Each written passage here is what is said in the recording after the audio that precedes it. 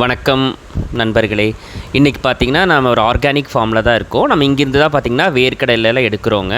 அதே மாதிரி தேங்காய் எண்ணெய்க்கு தேங்காயும் நல்லெண்ணெய்க்கு எள்ளும் இந்த மாதிரி ஆர்கானிக் ஃபார்ம்லேருந்து கலெக்ட் பண்ணி தான் நம்ம ப்ரொடக்ஷன் ஸ்டார்ட் பண்ணிக்கிறோம். நம்மளை செக்கில் ஆட்டின எண்ணெய் நம்ம சேல் பண்ணிகிட்ருக்கோம். ரீசெண்டாக வீடியோவில் போஸ்ட் பண்ணியிருக்கோம். இன்றைக்கி பார்த்திங்கன்னா நம்ம வேர்க்கடலை வந்து அறுவடை தான் பார்க்க போகிறோம். இது வந்து 90 நாள் பயிருங்க. 90 நாள் வந்து 120 நாளுக்குள்ளே நம்ம அறுவடை பண்ணிடணும்.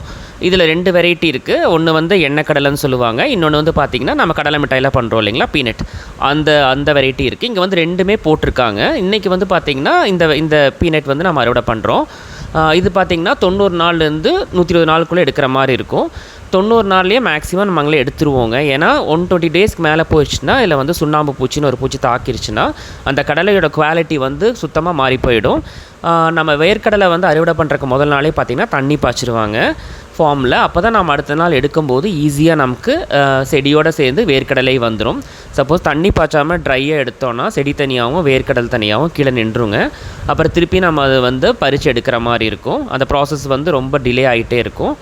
இதுதான் ஜென்ரல் ப்ராசஸ். ஒரு சின்ன ஷார்ட் வீடியோ தான் நான் போட்டிருக்கேன். நெக்ஸ்ட்டில் வந்து ஒரு நல்ல லாங் வீடியோவாக லென்த்தி வீடியோவாக உங்களுக்கு கொடுக்குறேன்.